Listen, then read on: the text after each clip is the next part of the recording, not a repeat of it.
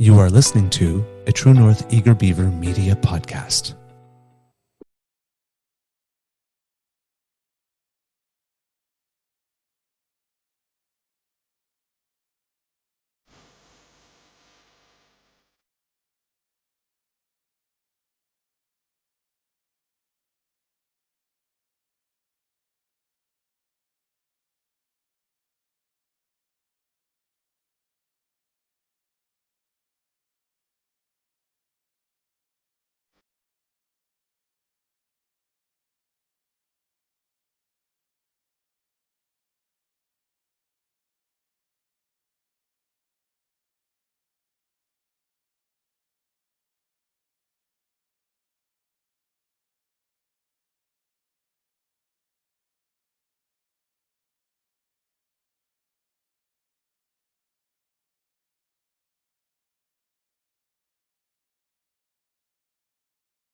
The True North Eager Beaver podcasts are proudly brought to you by our founding sponsors, the Miss V Mysteries from Corvid Moon Publishing, your source for science fiction, fantasy, and cozy mysteries featuring a broad diversity of characters.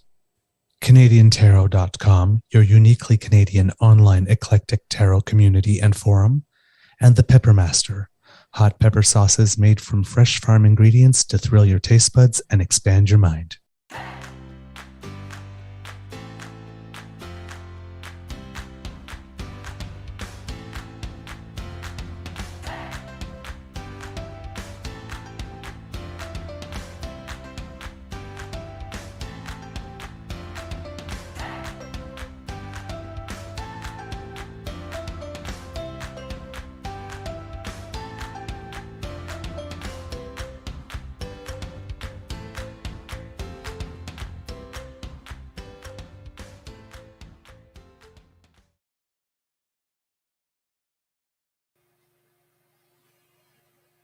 Whoa, hey, there you go. Everybody disappeared for a second. Good morning and hello, kids. Welcome to season 3 and episode number 51 of the Daily Beaver here on the Crier Media Network. Today, recording day is Monday, February 6th, 2023, and it is going to be a beautiful, crisp, sunny winter day here at the Beaver Lodge.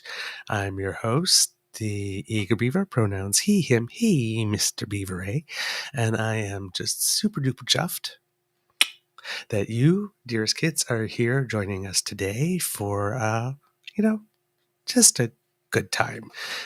Sometimes we go through some dreary content, but having you here makes it sunny and fun to do. So we're glad that you're here. And of course, with me, I have, as always, my dear friend, my brother, my partner in crime, Mr. Grizzly. So don't worry, he's here too.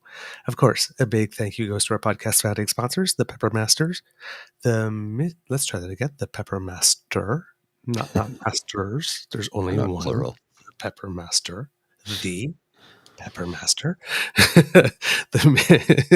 Very sorry.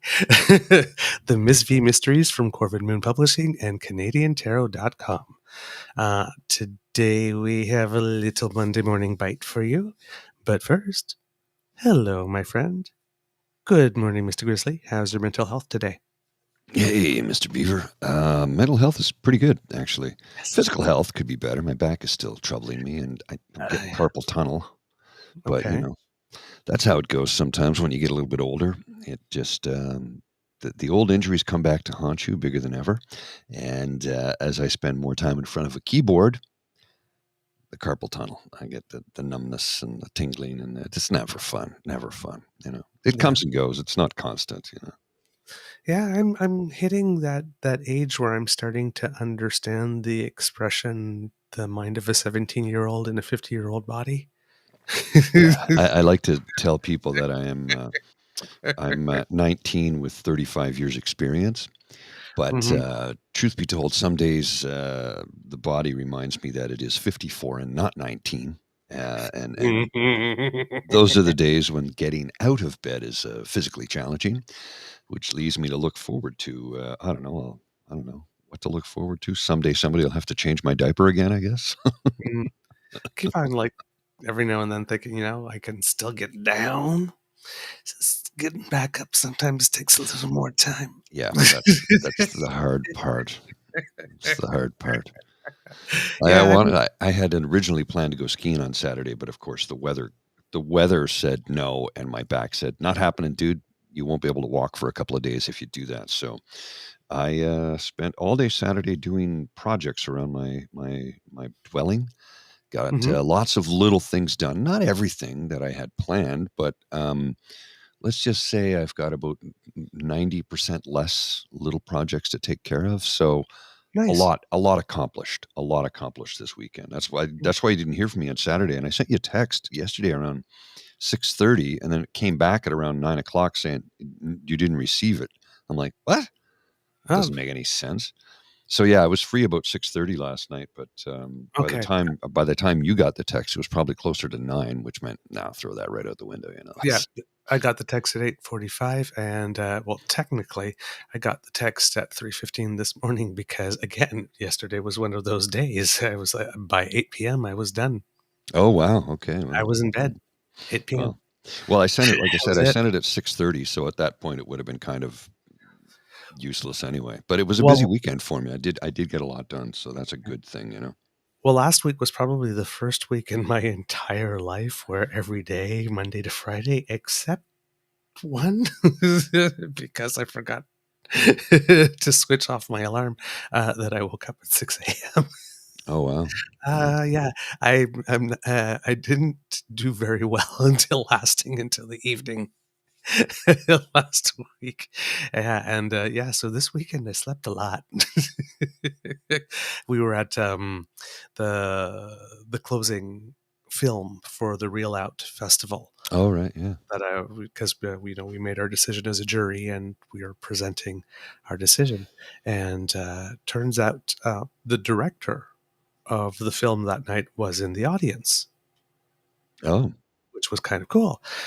So we're announcing the awards and everything, and everything just goes really well. So I mean, it's a really great time. The crowd is happy. It's pretty full, and yeah, we announce the award winners, and we go and sit down, and then there's this lady in the front row that just turns around and goes, "My God, you guys did that really well. You guys should do lessons." It was so much fun. But then we did all of that, and then we sat and we stayed for a little bit. We talked with the director, whose contact information I gave, and we might have an interview with him for the Do. show. Yes, a gentleman from Vancouver. And we, all of that ended, and my beaver sweetie looks at me and says, "Oh, there's a closing party at Monty's. Want to go?" Hmm. I'm done, man.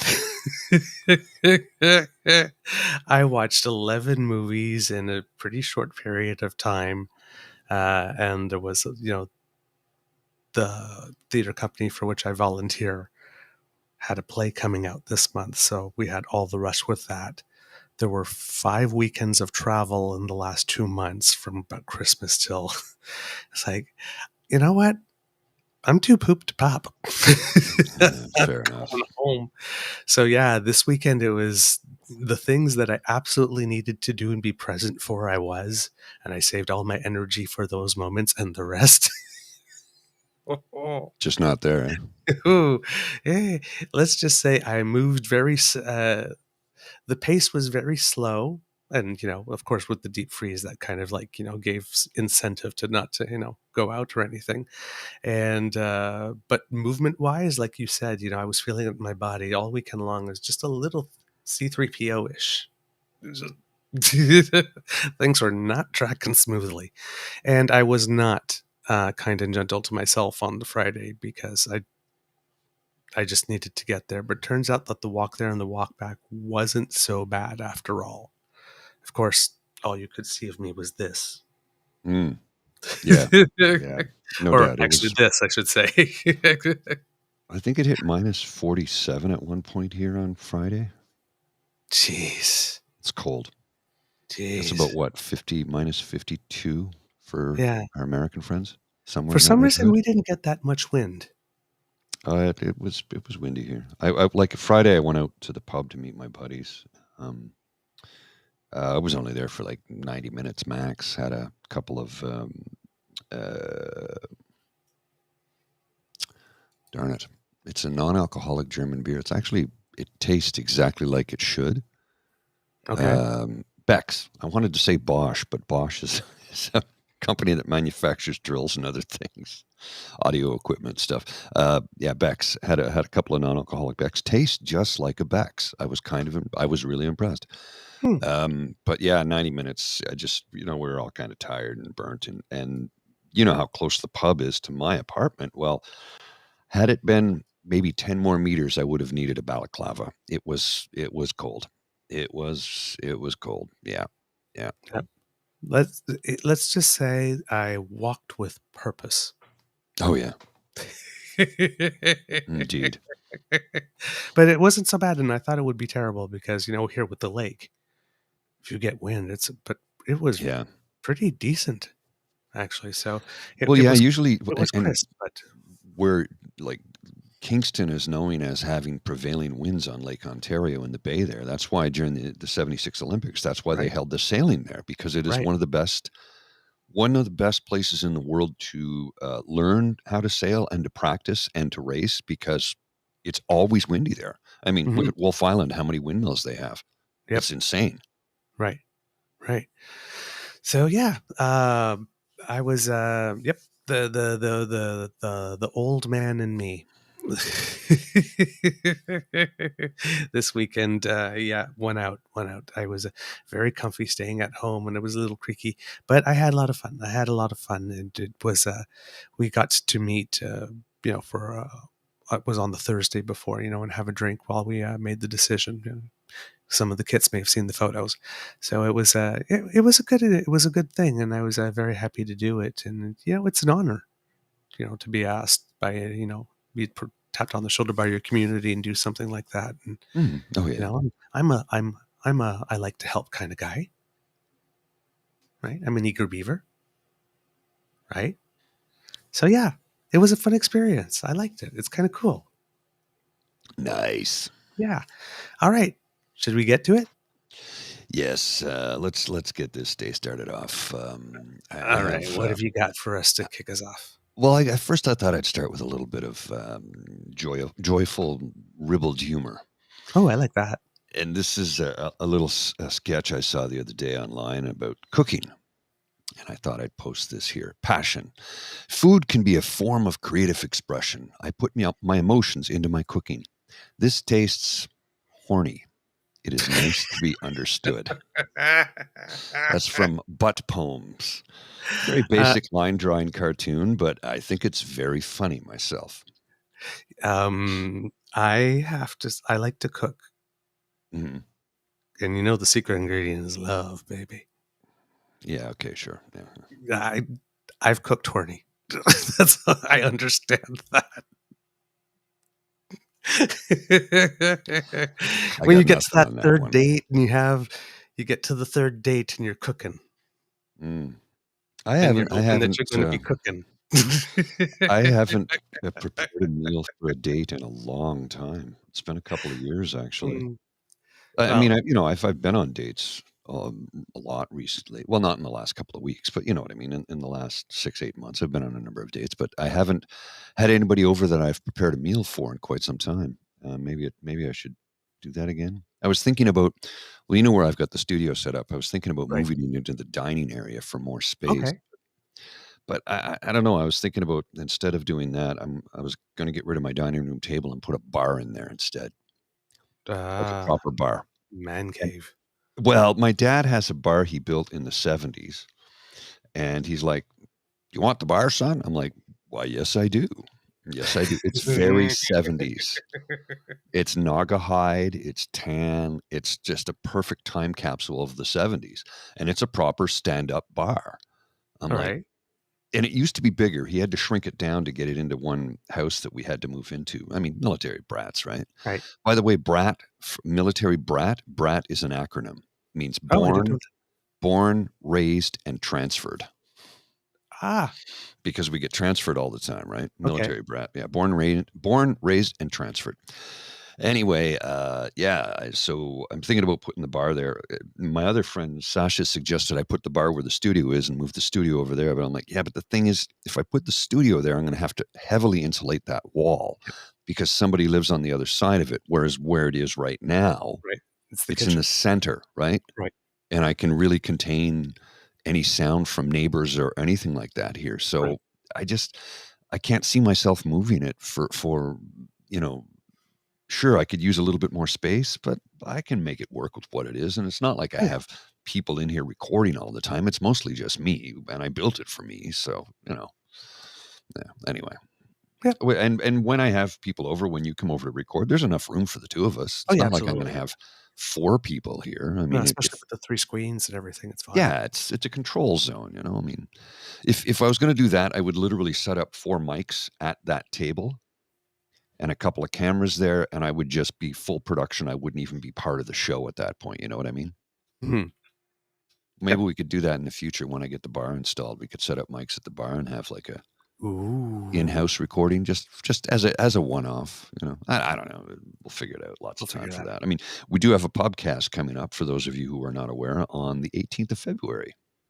Will be our We next do. live podcast for those who want to join in on that. It'll be a Saturday, February 18th, live from the Lieutenant's Pump at 361 Elgin Street in downtown Ottawa, the centertown area of the city of Ottawa, our nation's capital, where the weather is beautiful, the sun is shining, the skies are clear, and there's no bullshit on my lawn today. So that's a good thing. All right. Good morning, Kit Elaine. Good morning, Kit Saucy, Kit Linda, Kit South Stands TFC, Kit Ellen, Kit Kath needs a Snickers, and a new Kit, Kit American WASP with Dieter Business, who wonders, you guys are Canadians? What do you talk about? Where's the algorithm sent me? Welcome. Welcome to our weird world. We hope you like it here. Pull up Well, a sofa. Stay a I while. think I think it's because I mentioned in our descriptor, I mentioned Marjorie Taylor Greene and Trump and the Koch brothers because, well, it's funny they still refer to them as the Koch brothers, except there's only one. There's only one left. Yeah, Yep. David died in 2019. There's just Charles Yep. Koch, but they Yep. still Yep. refer to them as the Koch brothers. I'm like, but Yep. there's only one. Yep. So, That's okay. well, actually, there are other brothers, but I mean, there was the Yes. two specific ones that were the politically engaged and are still part of the Koch empire, which I think last year generated $215 billion. Something that seemed like that, yes. Some Good absurd morning, money. Kit Pete. Hello, mate. Nice to see you. Good morning. Who else is here? I think we've got everyone. There you go. Looks Ah, like it. the Canadian attention span is significantly longer than the American attention span. I Hmm. like this guy. Welcome to the party. Shantae, you stay. Welcome to the party. All Welcome to the right. party. What else have you got for us? Ah, Rafi, Kit Rafi. Hello. What else have you Oh, got for just Mr. Grizzly? well, I liked this graphic, so I downloaded it because I think it'll come in handy from time to time. It's got a four-letter word in it, but I just you'll see. I just like this because All right. I love her dress, I love her hair, I love her makeup. It's like the 1940s with an attractive woman with a 1940s haircut with a polka dot red dress with white polka dots and a white belt, white gloves. Her hair is done up in like Rosie the Riveter style, if you would, and it's STFU. I think it's a great little graphic that I'm going to keep for times when we need to display it for political individuals who are misbehaving in the worst possible way.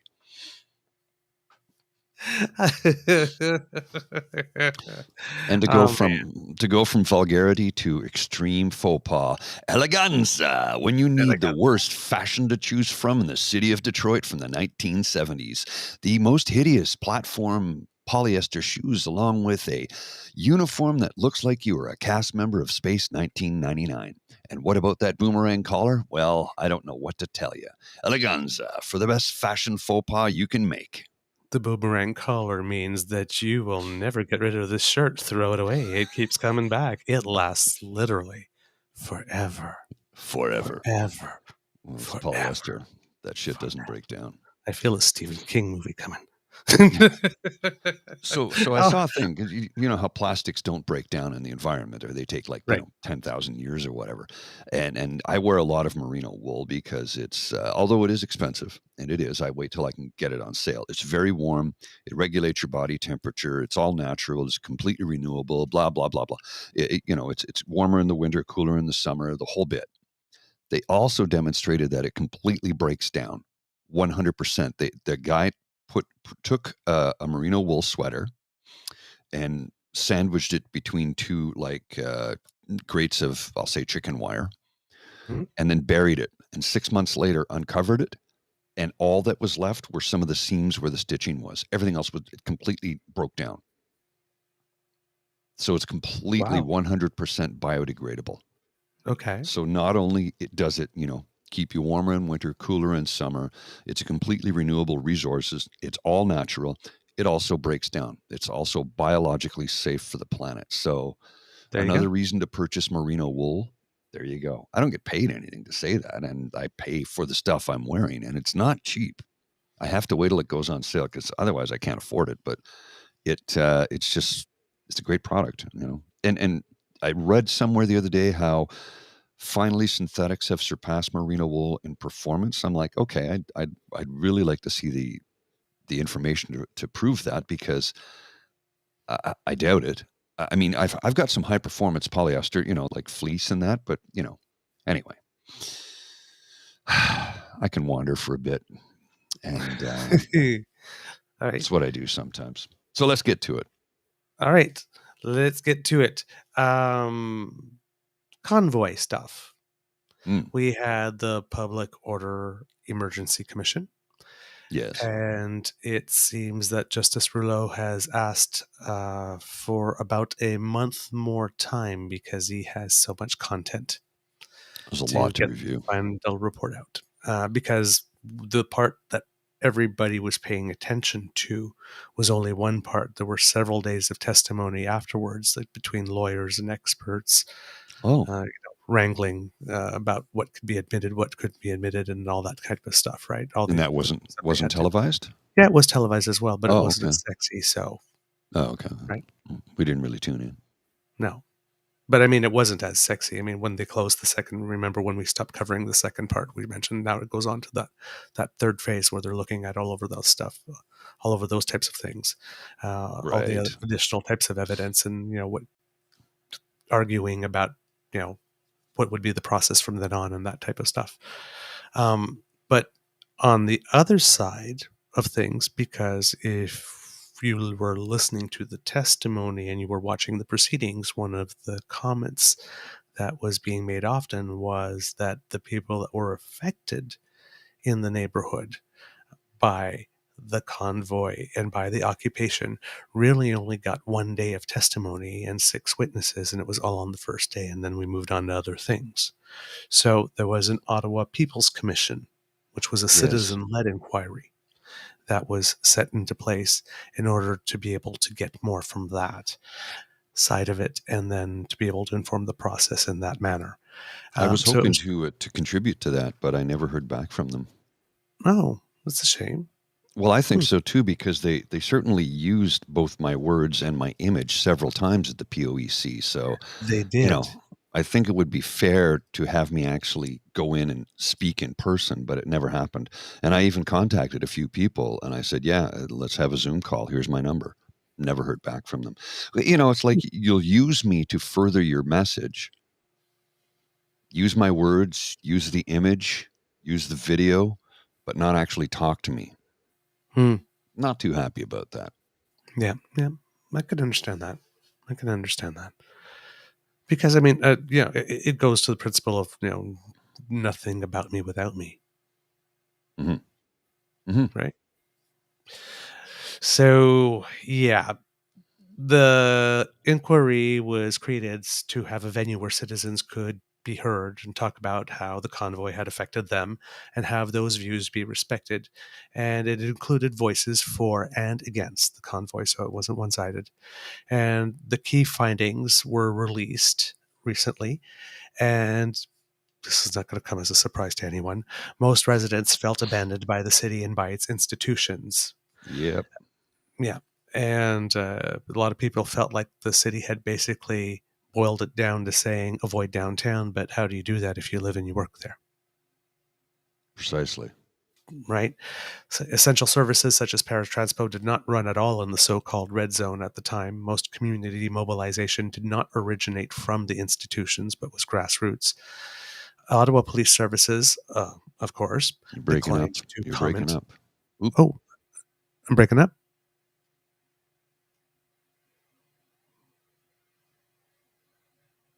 Hello? No, that Hello? was me. Oh, that was Go. you. Okay. Go. Go. All right. I'll go back a little bit just in case. Most community No, keep mobilization. going. Keep going. Oh, I could do I hear just keep everything. going? Okay, perfect. All right. Ottawa Police Services, of course, declined to comment on the report. The City of Ottawa thanked the People's Commission for doing the report and said that it would take recommendations from the Commission. So that's positive. More official investigations, of course, are coming. The auditor of the City of Ottawa is going to be auditing the conduct of both the city and doing a separate audit on the conduct of the Ottawa Police Services. The second part of the Ottawa People's Commission's report will be released at the end of March, and that section will be focused more on solutions. Yeah. Cool. Yeah. Good work. Good work. We just And had it to was needed. suffer in the process, though. Pardon? We had to suffer through it, though. Yes. Yes, you did. But this is, like I said, that voice did need. I understand in the overall Public Order Emergency Commission, it was about whether or not the invocation of the emergency order was justified. And even if it was, is there anything that we could learn from this in order to do this better should a next time come around? Right. That part is clear. So, with that objective, perhaps how much it affected the people doesn't count as much. Did it affect the people? Yes. Do we have evidence of that? Yes. Let's move on. Mhm. So, in that sense, I can see. But we're talking about a group of people that took about 100,000 people Hostage. hostage for a Mhm. period of 3 weeks, looking like it was going into 4 with no end in sight, Until with the EA collateral was called, damage. nothing was Right. being done. Nothing was being done. I Yes. mean, With collateral damage to frustration. 100,000s more. Mhm. Right? Because if you weren't affected living in the downtown core, if you were out in Orleans, if you had to come to the downtown core for any reason, or if you had to go through the downtown core, west to east, let's say, to get to a hospital, you Mhm. were affected, Oh, yeah. Yeah. right? Within an overall movement that seems to be happening at different points in the country to try and actually choke us off at the border. Well, I have friends who live on the Quebec side well, Hull, the Hull area of Gatineau, and they were just as affected by the noise because it never stopped. Right. It never, and it carries right across the water. Right. So it was two provinces in one city that were affected, let alone what took place in Coutts, Alberta, and what took place in Windsor at the Ambassador Bridge. It was And a what was complete, starting in the Surrey area, and yeah, yeah. because then there were plans for La Colle. It was domestic terrorism, plain and simple. It's what it was. You know, you, I've sat and argued with truckers online. I'm like, look, well, truckers. I say that in air quotes because none of them are truck drivers to begin with. Most of them don't live here and never spent a second in the city of Ottawa. Oh, it wasn't that bad. You didn't live through it. I did. Don't tell me my experience was anything less than what I told you it was. I lived it. You can try and gaslight me. It ain't going to happen. There are hundreds of thousands of hours of video evidence that they provided themselves, let alone what we recorded. Oh, it Mm-hmm. wasn't that bad. The fireworks weren't. They're shooting fireworks off at buildings at night. Come on. So none of that is safe. No, no. Like Kid Linda M says in the comments, there was a lot more detail about personal encounters with the convites that showed how intrusive and violent they actually were and how the police refused to act. It's true. It's It's true. absolutely true. Hence, the key finding of, residents being felt like they were left abandoned by the city's institutions. Yeah, It's it like, was a brutal stretch of time, and I mean, there's still parts of me that is astonished that what took place took place. I remember sitting in the pub on a Friday, and we're watching them erect a wooden structure on NCC property on the canal across from the Department of National Defense headquarters, where a mere 10 or 12 meters away they have a fuel depot, mhm, diesel, propane, gasoline. I'm like, do you realize that is a gigantic bomb mere meters from the Department of National Defense headquarters on NCC property?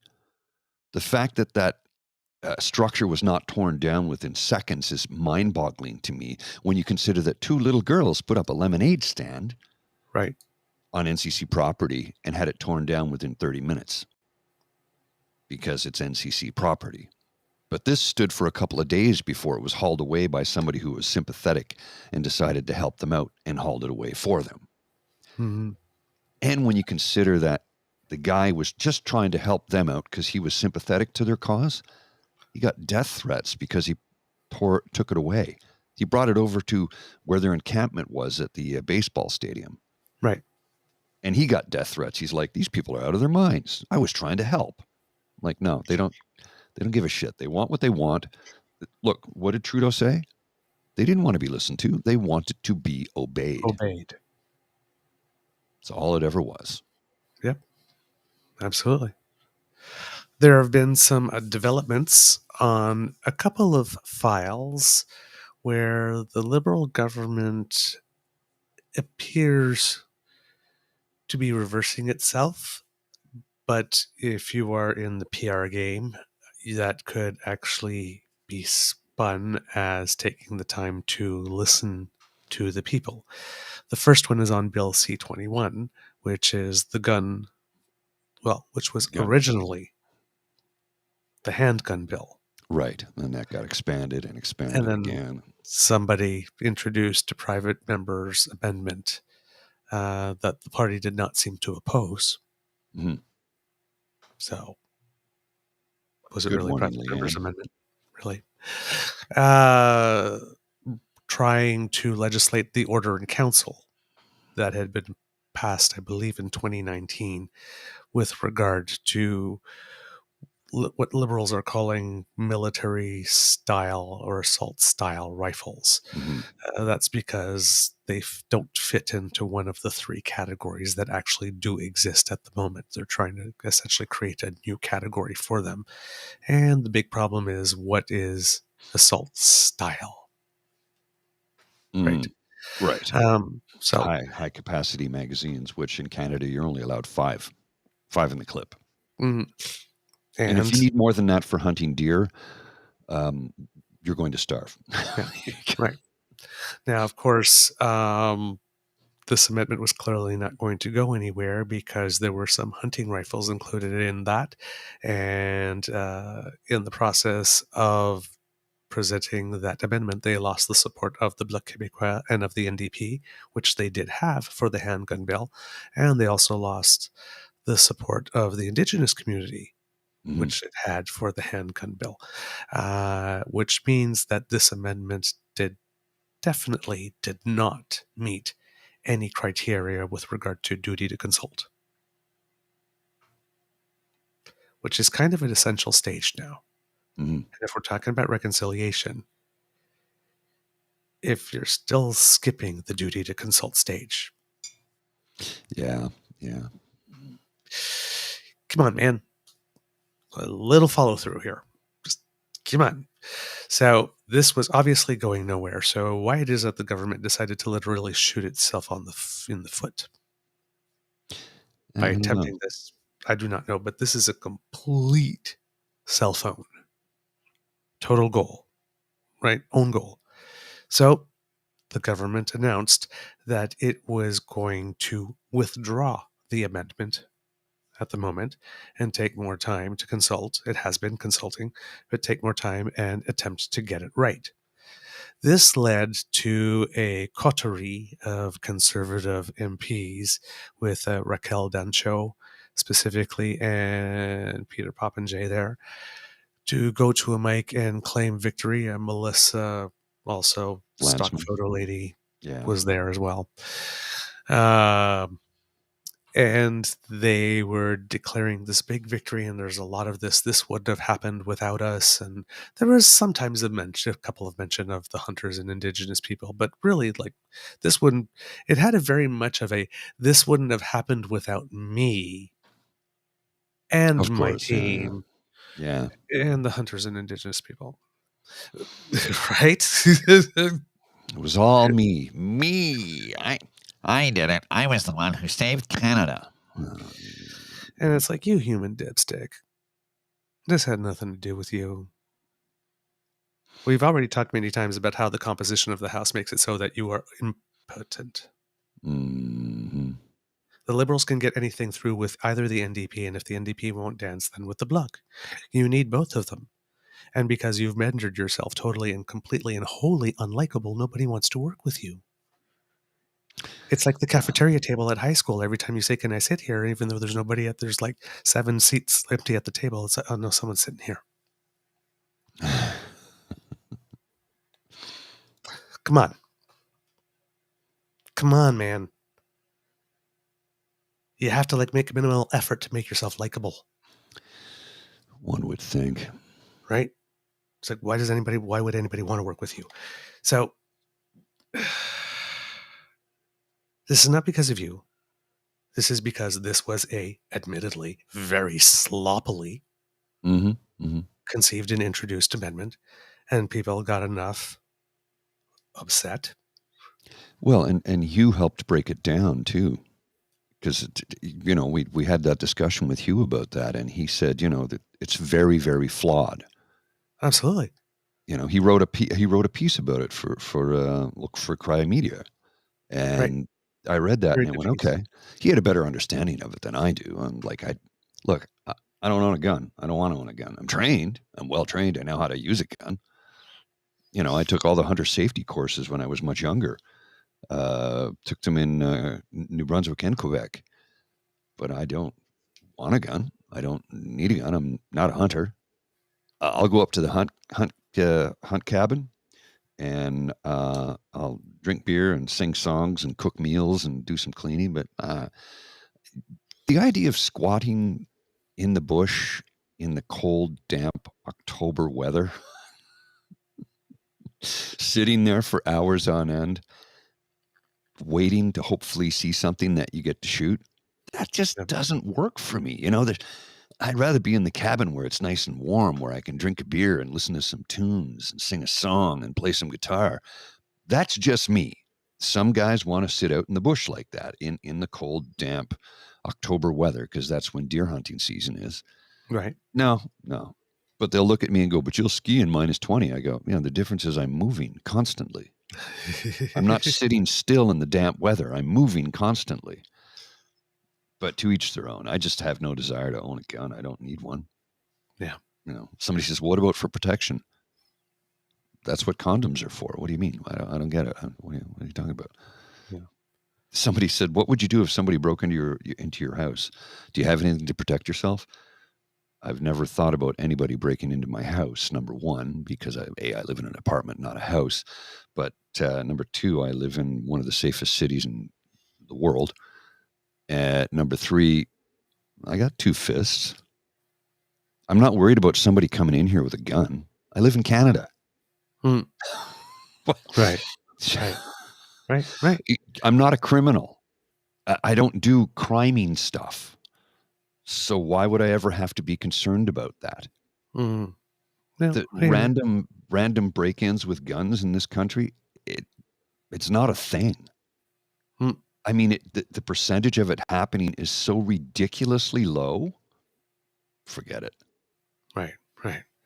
So you have Skippy and friends at the podium and Skippy going, The only reason Trudeau has put his tail between his legs and paused this plan is because my team and I forced him to do it today. Today's humiliating climb down that we have forced Trudeau to make is a temporary pause in his plan to ban hunting rifles. okay, first of all, notice the wording, right? Mhm. Humiliating climb down. We have forced Trudeau to make, right? Put his tail between his legs. Projection. Not projection in that sense. Those are deliberate word choices.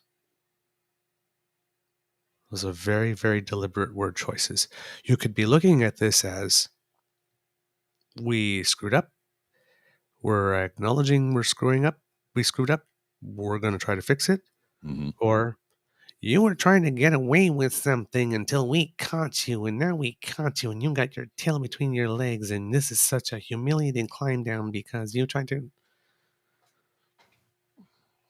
Right? That's how you spin the narrative. Are you using honey? Or are you using venom to make it stick together? Well, he'll try and use any ammunition he can find, even when he doesn't have any. He's very slippery and sneaky. Look into my eyes. He's a snake in the grass. Jungle Book.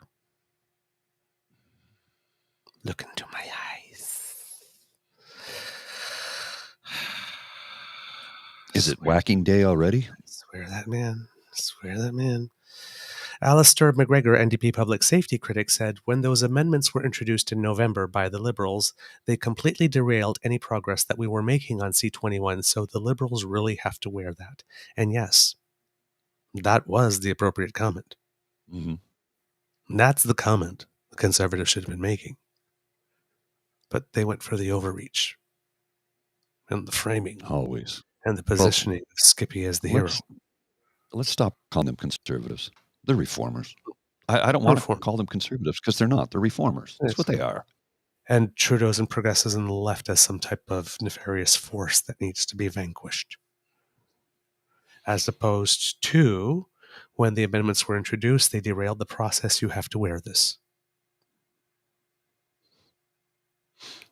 One party of the two opposition parties is being the adult in the room.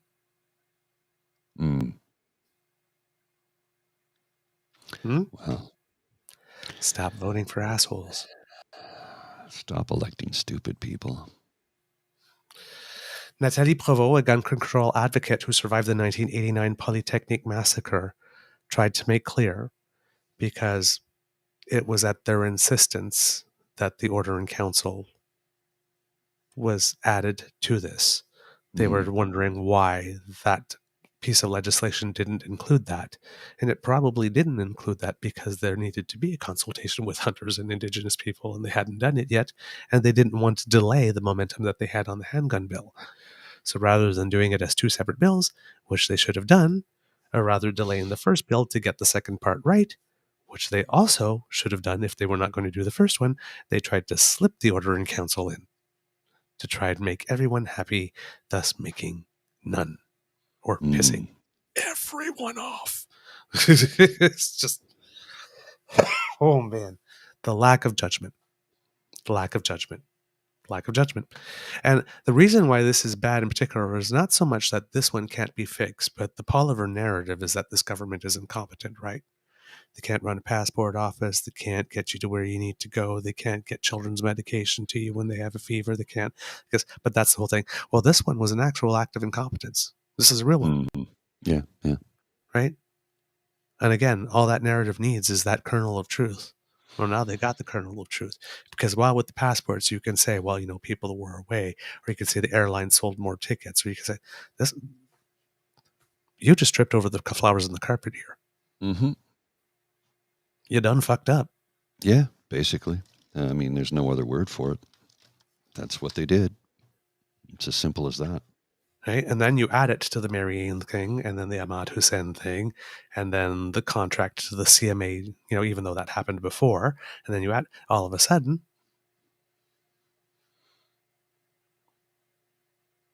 government that's 7 years, 7 years and a quarter in, but you keep on saying 8, Yeah, it's which not is a 8. new tactic.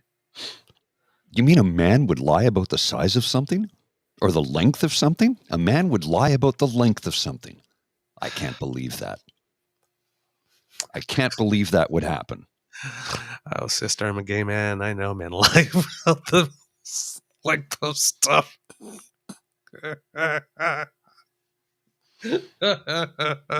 Welcome to my world. What do they call it? The Internet 8? Is that what it is? Yes, the Internet 8. Welcome to gay internet dating. Well,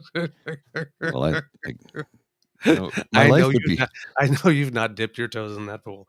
Don't worry no, about but it. Just wouldn't take my it from life me. Take my word for it. wouldn't my life be so much easier were I gay though? I mean, think about, man, I would be cleaning up, dude. I can attest. I can affirm that you would. Yeah, There's a whole demographic just waiting for you. I know. Yeah. Sorry to disappoint, but I'm attracted to the female of the species. Uh, I like the ladies. I would like It's I would like to think that if I was swimming on the other side, that maybe somebody would find me cute. I have no doubt. I have no doubt. I I hope. what was it? Somebody Don't know. somebody, and I was talking to Catherine about this. Somebody accused me of being transphobic because I didn't want to date a transgender woman who had not had bottom surgery. I'm like, no, I'd still see her as a woman, but she has a penis, so I don't want to date that. If I wanted to date someone with a penis, I would. I want to date someone with a vagina. Does that make me transphobic? I don't think so. I like what I like. It's not complicated. And Catherine came to my defense and said, "No, you're attracted to the female form, especially, and the bottom section needs to have an innie, not an outie." I'm like, well, yeah, basically. It's you want to call me transphobic, go ahead. But look, you like what you like. Period. I uh, I like to try to keep these things simple, Mhm. and I know they're not simple. They're And I not like to simple. try to keep these I know. things simple. And to me, there's just, if somebody tells you what their pronouns are, don't be a douche. Yeah. Use the pronouns, right? Somebody's trans in your circle, in your midst. There's no reason for which they should be excluded from your circle. None whatsoever. Who you're going to allow into your life intimately. Yeah. There's a difference there, right? Right? And again, it's nobody's business but yours on which to have an opinion. I have a preference. I don't think that makes me phobic or We fearful or anything. all do. Everybody does. We all Everybody have a does. preference. Age, body type, hair color, personality, values. Just There's women I've some dated who people wouldn't looks are date me more now important, because I some have a people looks are beard. less. Money. You Mhm. mentioned it often. Oh, yeah. Right? You don't make enough money. Yeah, and women that I've dated in the past wouldn't date me now because of the beard. They're freaked out by it. I'm like, that's fine. I'm I've not had the offended. experience with weight. Oh, Like yeah, yeah, yeah. before I found out I had my wheat that I was allergic to wheat. At one point, I weighed a certain amount, and then when I stopped eating wheat, I lost a lot of weight very Mhm. quickly. And then all of a sudden, it's like there were people that never gave me the time of day. All of a sudden, are putting their hands on my ab area and going, "You're a hot." I was like, "Hot? When did I get promoted? At most I was ever was cute." Right? And then there's like a whole bunch of other people, conversely, that liked the fact that I had curves and just were not interested anymore because they were gone.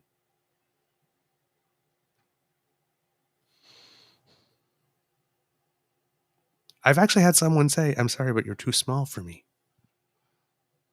Wow. after I had lost the weight. They like them. They like them with a couple more pounds. They like them thick. They like the thick. Uh-huh. Well, and there's a difference between thick and large. Right. There is a difference. Yes, there is. But right? Yeah. Oh, yeah. That one came out of left field. I don't know. Right? My mind. So, it's just, we have preferences. It's as simple as that. It's as simple as that. And to say so long as your preferences are not based on any of the isms. Well, I'm a gay man. I've never thought of dating someone who's trans. Mm-hmm. I mean, right now I have my Beaver Sweetie, so I'm off the market. Yeah, but yeah. I mean, the thought never occurred in my mind. Like it never occurred in my mind dating a woman. Mm-hmm. I'm attracted to men.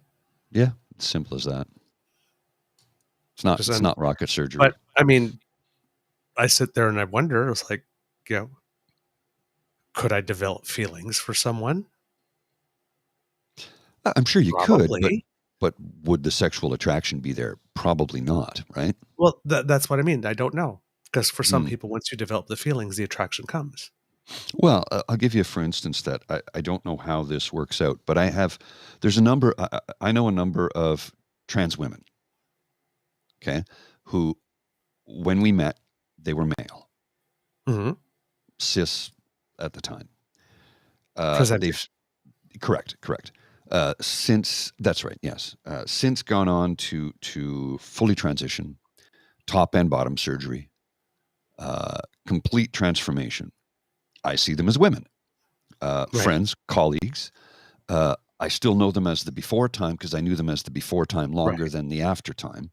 So it takes a little getting used to on my part, but I will go out of my way to observe and use proper pronouns and pay attention to what I'm saying, because it's not that difficult to do. I just have to think a little bit, right? Just think a little bit. But all of these individuals were married and still are married to their wives. Mm-hmm.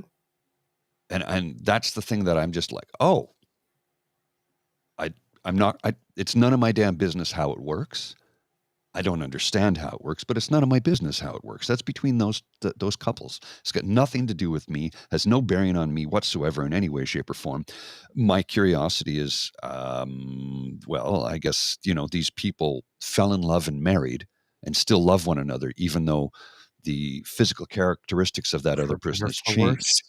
Well, yeah, this is the thing, right? So I have to ask myself a question, and the question would be if I was married to cis-presenting woman who came out as trans and decided to have top and bottom surgery,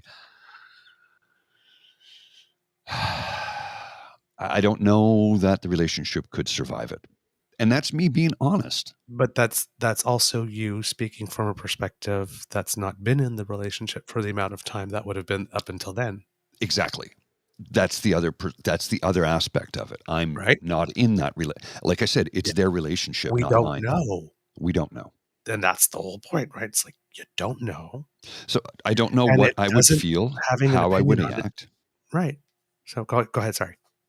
Well, I don't know how I would feel. I don't know, because I've never been in that situation. So I can't comment on it because I've never lived it. I've never lived that experience, so I can't comment on it and say, well, I definitely divorced the person. Well, no, I can't say that. If I married the person because I loved the person for who they were, or if I just married them because of their body, that would make me a really shallow individual. There'd be no love there if it was just a sexual, physical attraction. So there would be no marriage because I wouldn't do that, right? So I don't know. I don't know what I would probably need counseling. We would both need counseling, I would think. Well, it's a huge transition. It's one of those things similar, like, when we're gay and we come out, right? We've done our journey to the point where we decide we're going to come out. When we tell someone, they just find out then, if they didn't know already or didn't already suspect. Like this, and then it's like, okay. And even like I mean, it's a little less so now because now we have all this media representation, but back in the day, but it's still real for the person that's going in for it, right? Because the person that's coming out 12, 13, 14, 15, 16, right? Even though there's this whole media world right now, they're still living in the world of a 12, 13, 14, 16-year-old at the time. Their world is their family, their friends, their Yes. whatnot. And if they get rejected, where do they go? That's the reality, Mm-hmm. Oh, no, right? you're absolutely right. Frightening AF. Mm-hmm. Because even if you're like 99% sure that your parents are going to be cool with it based on everything you know to be true of your parents, there's that 1% chance, and that's scary AF. Mm-hmm. Often you Well, see yeah, parents that will be cool with it go. It's like, it's like, why were you afraid to tell me? Because there's that 1% chance. That's everything you that's know. that's the anxiety, right? And That when you are 16, oh man, forget about it. You what don't know happens if you anything. lose that? Yeah, you're 12, done. 13, 14? You're Like this, finished. it's scary, right?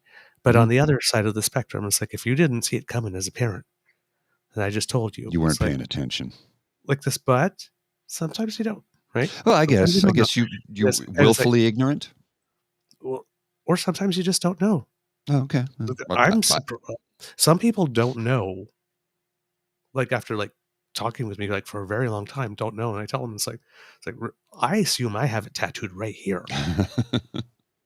I assume it's so obvious. You talk to me like for 5 minutes, I'm a big old poof, No, right? there's. I don't think so. It's I assume that because I'm so open, right, right. Like, I mean, you don't like hide it. You unless I don't actually try and talk about mask it or it. anything like that. We Right, openly discuss it, but I don't think it's.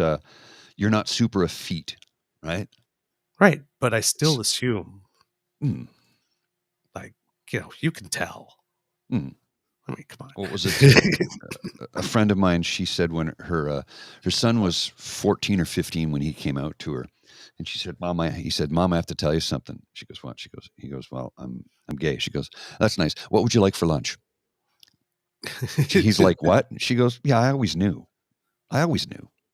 I'm just Yeah. happy you finally came to the realization to talk about it. What do you want for lunch? Like it was no big deal to her because she knew.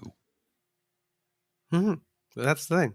So, but if your parents are really surprised and then you don't get that welcoming thing that you see in the movies now and then, right? Mm-hmm, It's like mm-hmm. you had whatever time you had to come to terms with it, and then you come out and like, okay, maybe you need to give them at least half that time. It's like, maybe no grandchildren yet, or maybe or just the case of for my mom, I remember her main concern is that she knew it was a harder path, especially back in the day. I was like, and the last thing a parent wants for their child is the harder path, Oh, goodness, yes. right?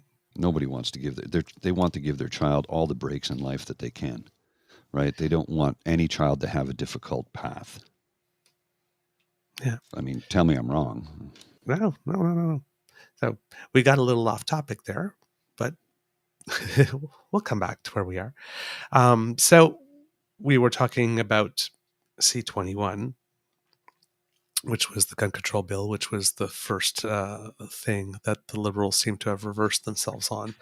And we were talking about Nathalie Provost, who was she's a gun control advocate, and she survived the 1989 Polytechnic massacre. And she was disappointed when the amendment looked like it was going to fail. And this quote will give a sense that there's a willingness to meet halfway. Let's put it this way. We are not against hunters. We are not against hunting. We are working for our safety. I hope it's just a step back to have a better proposition for all Canadians. Marco Mendocino, the Minister of Public Safety, says that he's heard loud and clear the concerns of the hunters in the Indigenous community and Canadians living in rural parts of the country, and he regrets the confusion that he created. Damn right you regret the confusion you created.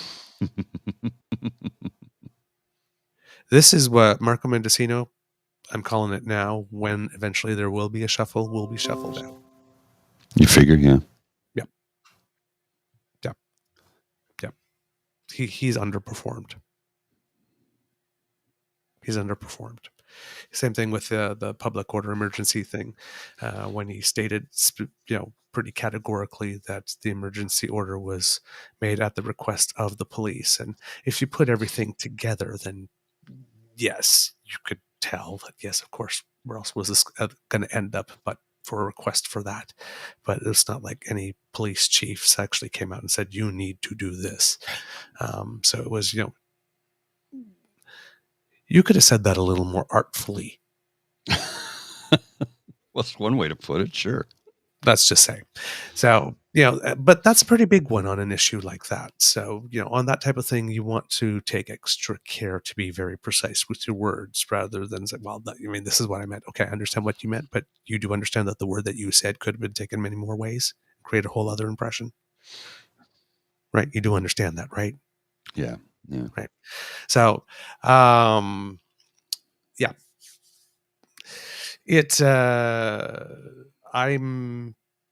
This is a good move because there really was no other option.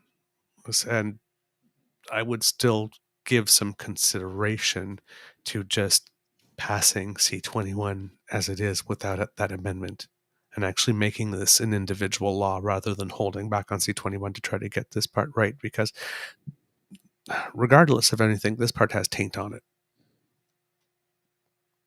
So, and if the law passes within this, I was thinking long-term strategically, if this law passes and any part of this part of it is in it, the law forever, the entirety of law, the good part of it, the handgun ban, because it gets tainted with this part. So I would just pass at this point the handgun C-21 without the order and council stuff in it, clean. And it will be, remember what they tried to get away with, but the bill itself will be clean, and then work on this one specifically, strategically for the long term. If I was advising, that's what I would advise on this one. But they still need to do something with regard to the assault style rifles, and that thing in the quote, the second part of the Poliver quote, today's humiliating climb down that we have forced Trudeau to make is a temporary pause in his plan to ban hunting rifles. So they're out there declaring victory. We won. It's a climb down like this. It's a temporary pause, and he's going to come back at it. And of course they're going to come back at it. Right? Oh, yeah. So, I don't know what it is that you're celebrating, a delay of the inevitable. The other thing that there has been an adjustment on is, and we've mentioned it before, the medical aid assistance in dying legislation that was supposed to be expanded to cover certain mental health conditions in certain contexts. I don't know enough about it to know how and why and specifically how it would do that. But it seems that they had to introduce legislation because it was in the law that it had to be done by this time. So they've introduced legislation to delay by 1 year the expansion of the law to cover those suffering solely from a mental illness. It is clear more time is needed to get this right. The proposed 1 year expansion is necessary to ensure that we move forward on this sensitive and complex issue in a prudent and measured way. It will provide time to help provincial and territorial partners and the medical and nursing communities to prepare to deliver MAID in these circumstances, said the Justice Minister David Lametti. The safety of Canadians just comes first. That's why we're taking the additional time necessary to get this right. I personally have a feeling that come a year from now, they're going to be passing another extension. Think so, yeah. What it's just sort of evidenced by what's been discussed thus far, or is it that what makes you draw that conclusion is what I'm so ineloquently trying to say. It is, well, let's just put it like just when I'm bringing the topic, I saw your eyes like, right? That's like, I don't know about this. And that's the whole point.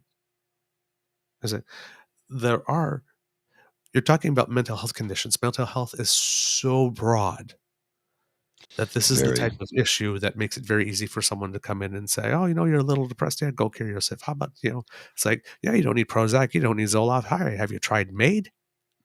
Ask, Yeah, that and literally, like, I mean, this is being spun like the conservatives, like liberals are going to be coming and saying, ask your liberal MP if MAID is right for you, well, that's what right? Skippy did in the House of Commons the other day. He took something completely out of context because that's kind of what he does, and said, who was it? The Liberal minister said, "Well, we will eliminate those folks from MAID," and he goes, "See, they're trying to put them to death." No, that's not at all what she said. You chuckle fuck. What Yeah, she said was, Minister "We will Stewart, eliminate them from being a candidate for MAID because they have a mental health issue. right, We'll right, eliminate them from candidacy for that program." right, right, right, right. So I do not have the medical expertise to know, but I'm sure that there are some mental health conditions that are debilitating enough at some point that there's no improvement to the quality of life, and some person may decide to want that. I do not know what they are, and that there must be certain contexts and conditions in which MAID could be an option because there was a demand for it from some Mhm. circles, right? But we're getting into Yeah, we're the wading into power the of God, weeds right? there. Who lives, who dies. Like, it's very obvious when you're talking about ALS and Oh, you're in the yes. final moments for you're sitting like, that's pretty clear cut. Uh-huh. Uh-huh. Now we're getting a little more subjective here. Well, how It's right. much do they It's like expand it, right? right. It's like at the Olympics, we're moving from 100-yard dash now to figure skating. I think this Right? comment from Linda is pretty accurate. Isn't this how democracy is supposed to work? They announce something they're proposing to do. People tell them what they think. They adapt to what a majority of people say, so they change it. Yes. Right? Yes. When you have adults in the room, yes, that's exactly how it's supposed to work. They are bitching and mad and angry because things are working the way they're supposed to, because they are agents of chaos. Mhm. Yeah, And that's why I said there's the opportunity for the government to be spinning this as, no, we're just listening to Canadians like a good government should, as a good government should do. right? However, let's not kid ourselves here. We're talking about a certain string of issues where liberals are shooting themselves in the foot. And right now, the three priority pieces of legislation, and Chantal Hébert pointed this out on a podcast I was listening to, and I realized just like, oh, she's got a point here, that the liberals are involved in at the moment are this C-21 that has to do with guns. There's an update of the Official Languages Act, which is another bill. And then the third one I remembered and I just lost it, unfortunately. Oh, yeah, the broadcasting bill. Oh, C11, yeah. C11. And right now, the issues that are top of mind are cost of living and healthcare and inflation. Mhm. The bills that are currently top of mind for the party have nothing to do with the issues that are top of mind for the people at the moment. And while this is work that does need to be done, because running a nation has more to do than just, knowing how to run a budget or an economy, right? And budgeting requires more than doing stuff just to create jobs, right? So, there's more to running a country than just being able to operate a budget. Little bit, And pardon? little bit A more, little bit, little bit right? more. A little bit. So yeah, there's that's work that does need to be done, but there is no high profile issue that the government is working on. Now, you will say healthcare, yes, because they are having a meeting tomorrow on the 7th with the ministers, and the Minister of Finance just finished having a first ministers meeting with all the provincial and territorial finance minister counterparts as well. So there is stuff going on, but these are meetings, Mhm. right? There's not an announcement, there's not a plan. And for the healthcare issue on the national scene, at least for the longest while, the narrative has been that the premiers want something and that the prime minister is holding fast and not giving it to them because he wants to institute some type of national minimal standards. And now there seems to be some agreement on how it is that they're going to go about that in a way that the premiers can save face and say, these technically isn't a national imposition because we both share the same priorities. Blah, blah, blah. It's all political theater. It's all Of course it political is. Of course Right. it is. So Look over here, look over here, look over here, look over here, Right. right over there, look over there, look right over there. And I'm going to steal from over here. So there Maybe is steal's a stuff- strong word, but Yes, it's a little steel's a little bit of a strong. word there, but we know what you do. We know where you get. So this political moment, while the prime minister is going to meet with them to talk on healthcare, is probably not seen until that meeting happens, as the federal government taking some action finally to resolve that issue, which probably won't show up in polls based on the results of this meeting until about 2 or 3 weeks from now.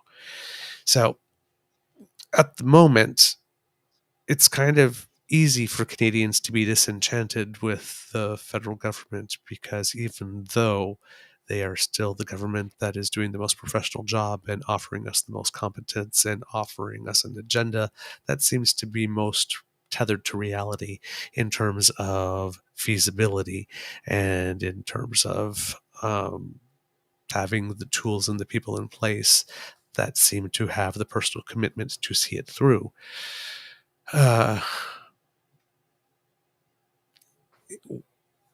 7 years going on 8, closing in on 9 by the time we get to an election, and not very many governments getting elected to a 4th term in Canadian history.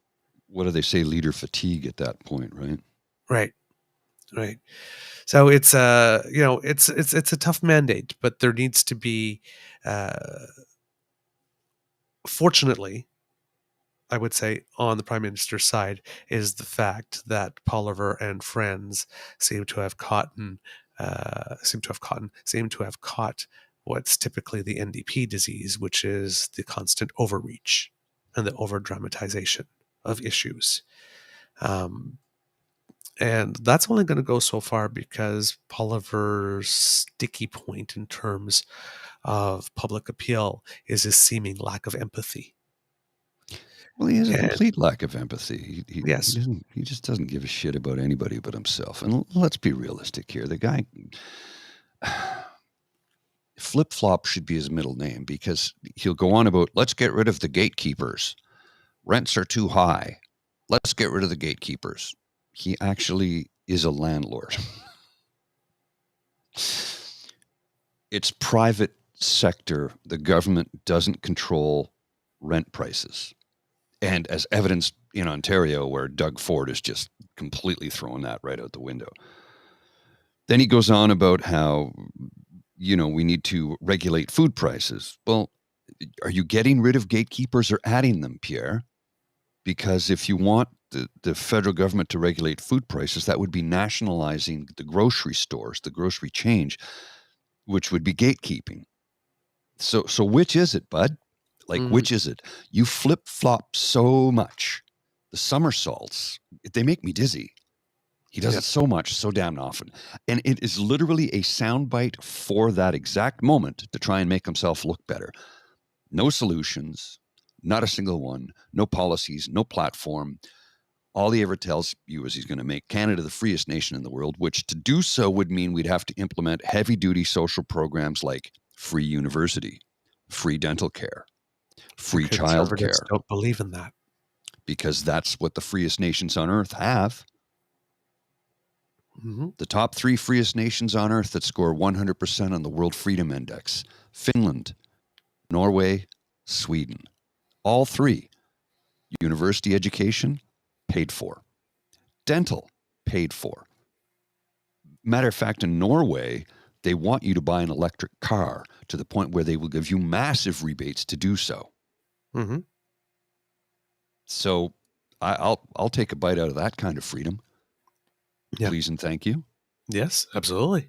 Actual reformatory prisons. Right? Right. The best public education system on earth, Finland. And you know what they did away with? Homework. And they've noticed that scores have gone way up. Right. Oh, what else does Finland have that we had in Ontario as a pilot program for a little bit? UBI. UBI. And And a they've housing first effectively, strategy. there you go, they've ended homelessness. As a result, more money's gone into the economy. It costs them less money. Like we keep talking about this, and nobody seems to want to lift a finger to do a damn thing about it. And it is so frustrating to me. Our lives, your life, my life, everybody watching this like right now, people listening in on streaming services, and all of our lives would dramatically improve if we implemented half of those systems. Half. Why can't we do it? Because there's no will to. Why is there no will to? Because the wealthy are in control, and it will cost them money. But the wealthy that are in positions of power in those nations don't have a problem with paying taxes. Why is that? Oh, because they're members of society and they want to contribute to society. And they've done well, so they feel fine and dandy about giving back. Why can't we have more of that? Preach. Preach. We really need that organ music, and I really need to press a button every now and then. I'll load something Put it up on for there. you. You know what I did get? You know what I did get the other day, though? That's great. And apparently, I've never been on live television before, but apparently sometimes I don't watch the I've been I very don't good at watch the avoiding it news today. because I'm a kid, and apparently Grandpa just gives me the remote after we watch the Powerball. I've been very good at avoiding it today. I've been paying I know. attention and trying I to know. avoid the I know. apparentlys and the ums. I just had to load it in because I thought it was funny. Oh, just a little tidbit here that I'm seeing in an article with regard to MAID. It says that people with neurodegenerative diseases that lead to dementia can qualify under current rules for MAID. Oh, So that is one level of mental illness that already does qualify. So there you go. There are definitely illnesses that would lead to qualify, but it becomes an issue that it's so easy for people to just turn around and say, "Oh yeah, you're a little depressed. Why don't you just ask for the government to kill you?" And the whole death panels and whatever type thing, right? And I think that any type of regulations with regard to that, when we're getting to this level where things are more subjective than objective, or I don't want to necessarily say more subjective than objective, because I'm pretty sure, at least I would assume, that if my government was doing this, that the line that they would not cross would still be in the rather objective realm mm-hmm. before we start moving to more wholly subjective. But again, that's an assumption, not knowing anything, and being the type of person that first assumes that people are decent and honest, and so, which might make me a little naive in the eyes of some, but I believe in the inherent reasonableness of people as a whole. One would hope. So I believe that would be the case. But I also believe that this would have to be so precisely written, and the wording would have to be so right to make sure that they include everybody that they need to include, without having any wording that can be interpreted in more than one way with regard to anybody that needs to be excluded. And then you would have to have, before you release that, as a PR guy, a whole communications plan developed before the release to go that would coincide with the release, that would already have messages countering, being prepared for people that are going to say that this law was going to allow, people that just take a little bit of Valium for an anxiety, on a regular basis when they need it, like this, being able to just go and get themselves, murdered by the state when, one day it gets too much. Mm-hmm. I believe. which I doubt. What did they call that in Germany in the 1940s? You're just an eater. Which Yeah. meant that you just consumed and you didn't contribute anything. So that's, they would just eliminate you. Yeah. So, I would have that counter messaging like this in a very big public education campaign ready to go right after. Mm-hmm. But that would be my advice.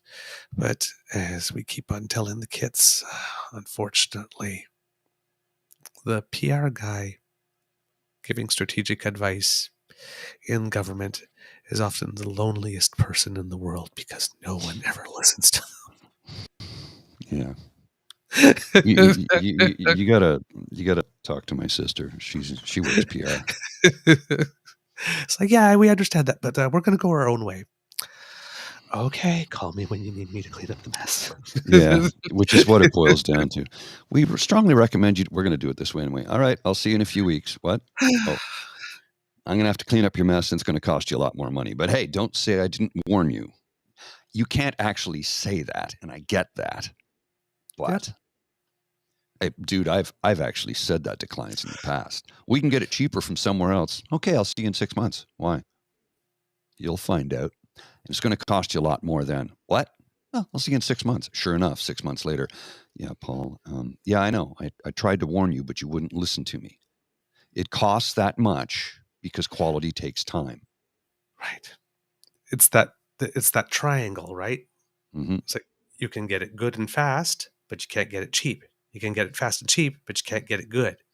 You can get it good and cheap, but you can't get it fast. You got to pick two. You got to pick two. You can't get it good, fast, and cheap. No. I know you can get it cheaper somewhere else. I know you can. But can you get it I know as you good? can. Good luck with that. I'll see you soon. Right. Right. See you soon. What? I'll see you soon. Oh, and by the way, between now and then, the price will have gone up. So, you can pay a little now or you can pay a whole lot more later. Precisely. Make a decision. And that's what it always boils down to. Yep, precisely. Just before we go, because we have to wrap up, right, Mr. Grizzly? I believe we have a show. Yes, yeah. Yes, we have a little bit of Canadians that make us proud, because last night was the Grammy Awards, which I missed, of course, because I was in bed by 8. And we have a couple of Canadian winners. Even though, well, for some reason, the Grammys seem to honor a lot of more legendary artists. Willie Nelson won a couple. Bonnie Raitt, I think, took 3 or 4. Ozzy Osbourne got 2. Aaron Neville got at least 1. So Ozzy, there was a lot he of there to stuff. accept? He wasn't there to accept. I No, guess. he's very ill. He actually had to cancel part of his tour. Yeah. Well, injury, right? Yeah. So Drake, for some reason, boycotted the nomination process for his album, but he did duets with other people along the way, and some of them got nominated. So he was still nominated 4 times, and ended up winning in Best Melodic Rap Performance for "Wait for You" by Future, featuring Drake and Thames. So there was an award for Drake, and then conductor Yannick Nézet-Séguin out of Montreal, I believe.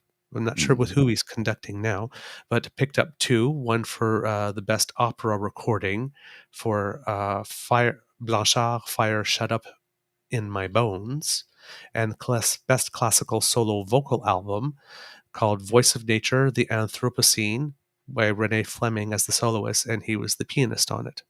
So he's not only a conductor, he's a pianist. And then Best Traditional Pop Vocal Album went to Michael Bublé for his album Higher. So there you go.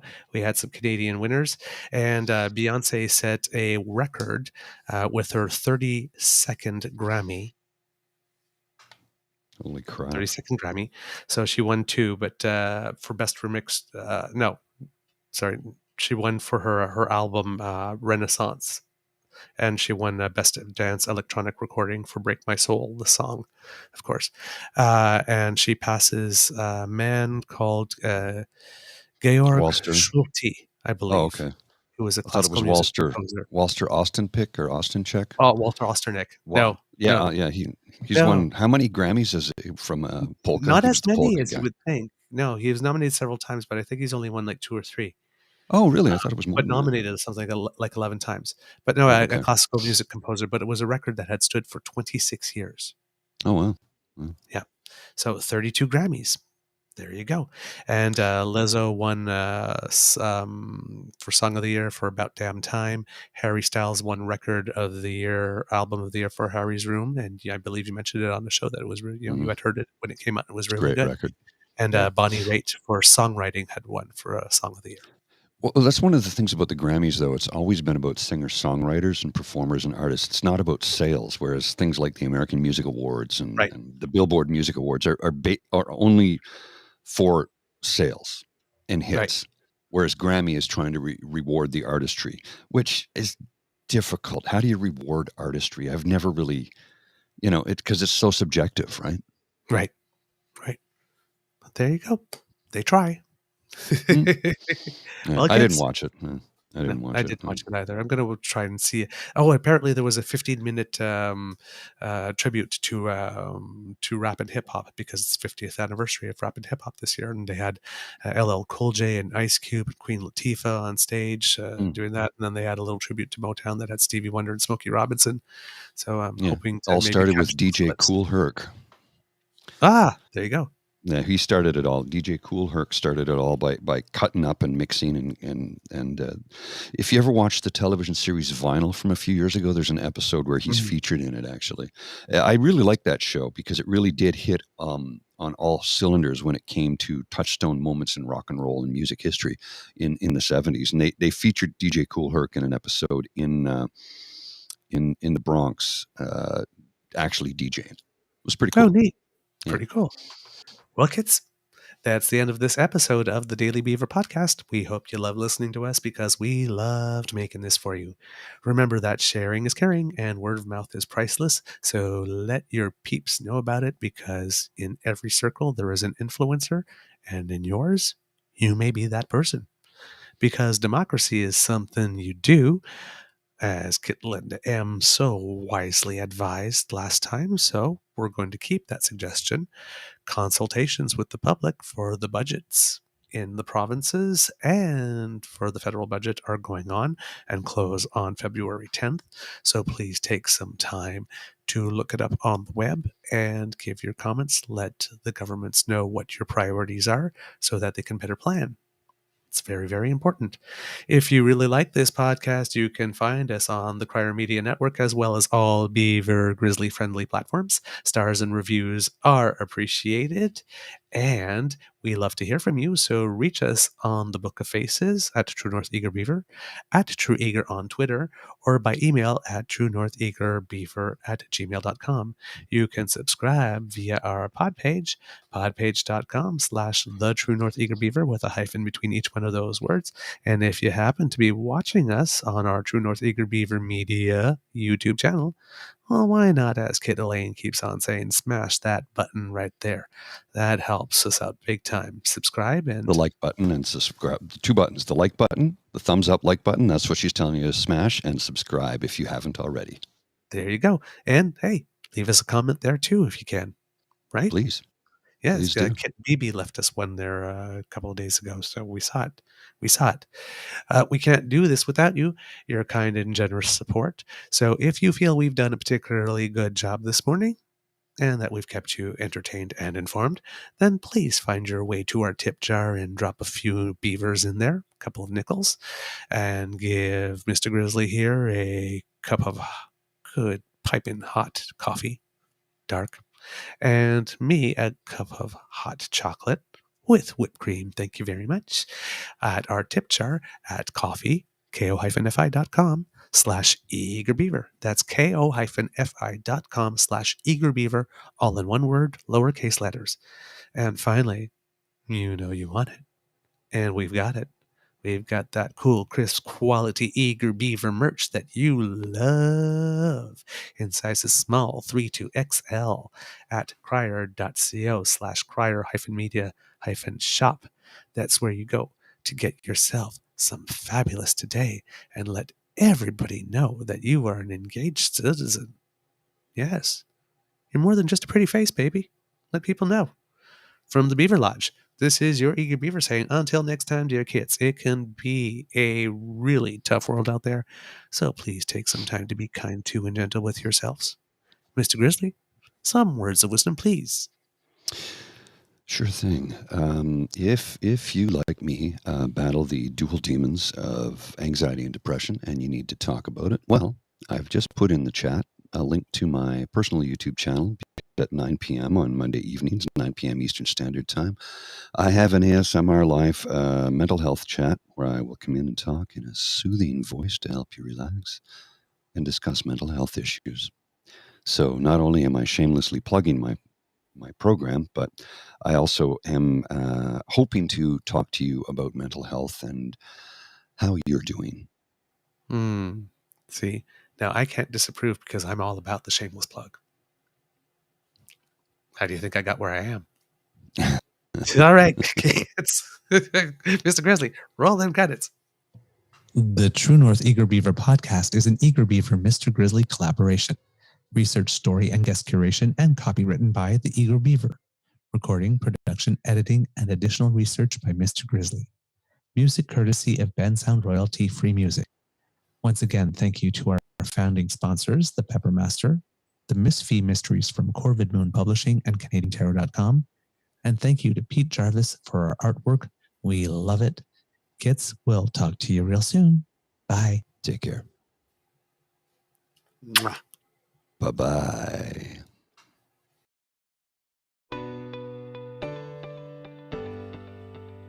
You are listening to a True North Eager Beaver Media Podcast. The True North Eager Beaver podcasts are proudly brought to you by our founding sponsors, the Miss V Mysteries from Corvid Moon Publishing, your source for science fiction, fantasy, and cozy mysteries featuring a broad diversity of characters. CanadianTarot.com, your uniquely Canadian online eclectic tarot community and forum. And the Peppermaster, hot pepper sauces made from fresh farm ingredients to thrill your taste buds and expand your mind.